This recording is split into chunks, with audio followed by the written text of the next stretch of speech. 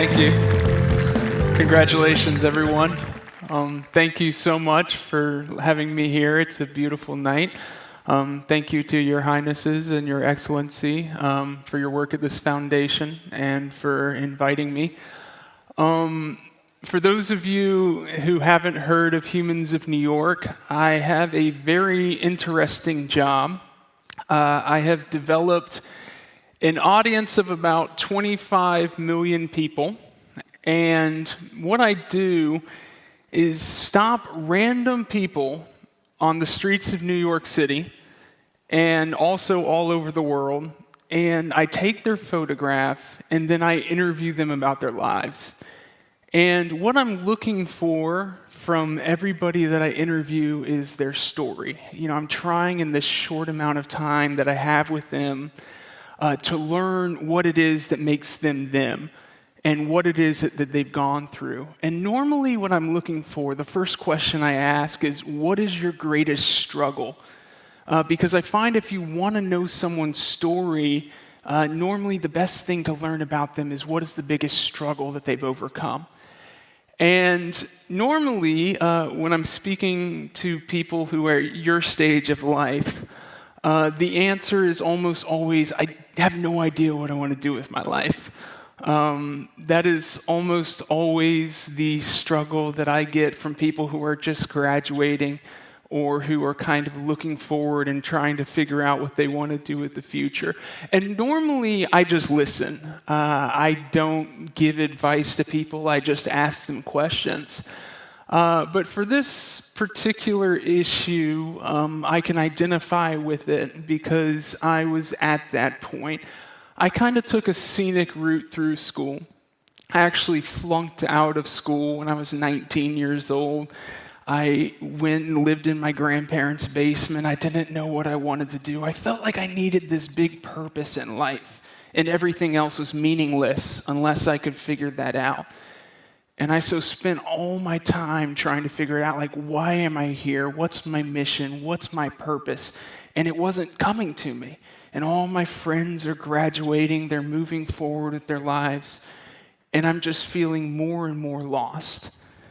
And so I kind of stopped thinking about what should I do and started focusing on what I was supposed to do.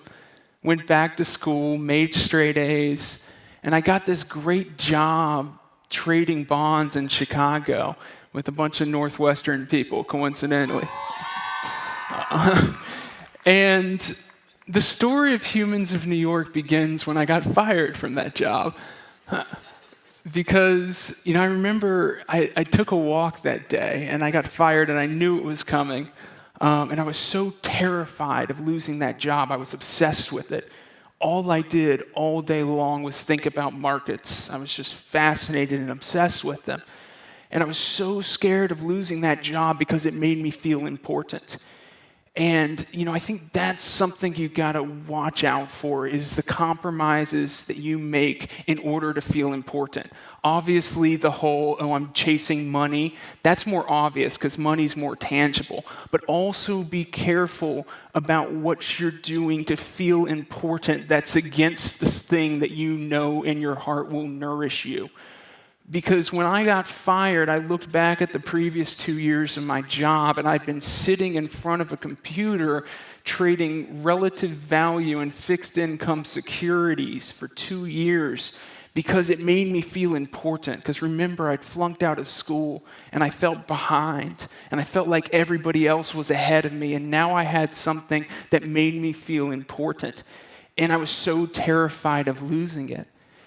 And then on the day that I got fired, I remember taking a walk, and I remember asking myself that day, and I made a very small switch in my mind. I said, I've been spending the last 2 years spending all my time trying to make money. I'm going to spend the next foreseeable future trying to make just enough money to where I can control my time. And that's when my life took off.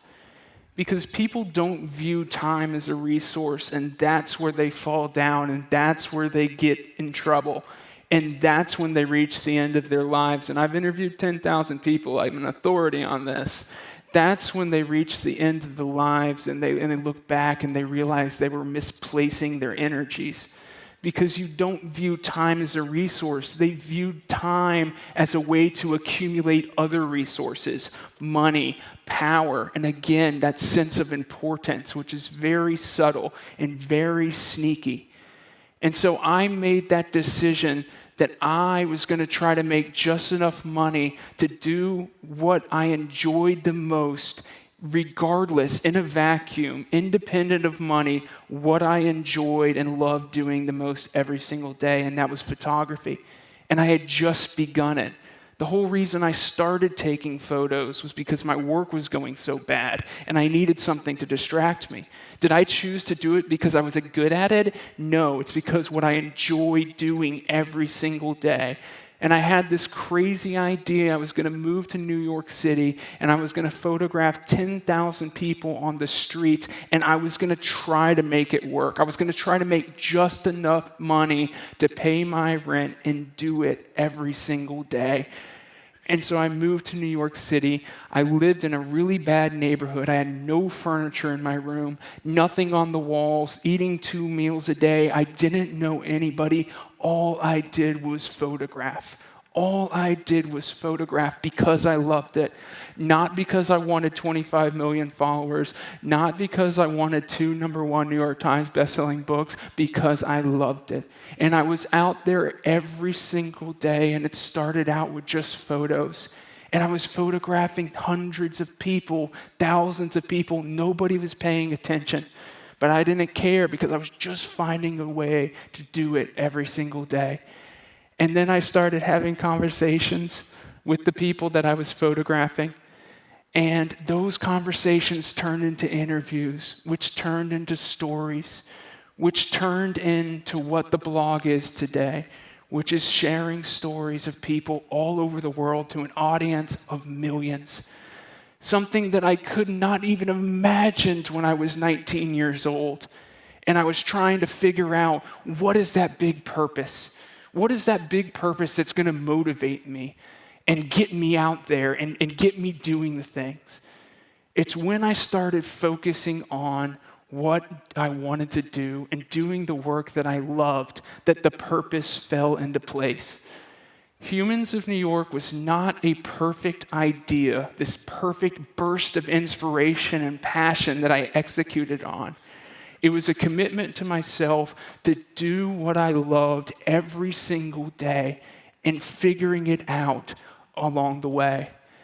And obviously, it's huge now, and it's something that a lot of luck came in, and something that not everybody can achieve, because not everybody can have 2 #1 New York Times bestselling books and 25 million followers. But that's not what it was all about.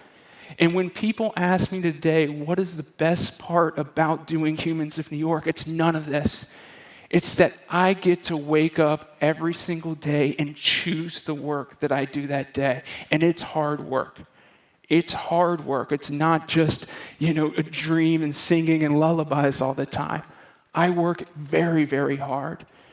But the thing is, I get to choose the work that I do every day, not because of importance, not because of money. It's because it's how I want to fill that 12 hours, 16 hours I'm awake every single day. And those days make a life.